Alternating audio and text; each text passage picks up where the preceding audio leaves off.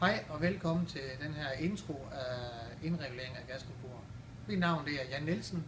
Jeg arbejder til dagligt på Herningsholm Erhvervsskole, og jeg vil igennem en række videosekvenser vise jer step by step, hvordan vi udfører tingene rent praktisk. Det er sekvenser, der er delt op i henhold til en fornuftig køreplan, som jeg har lavet i kompendiet.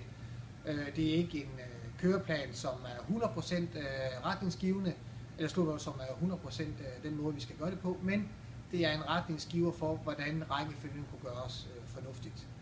Jeg vil ønske jer god aflyst og gensyn.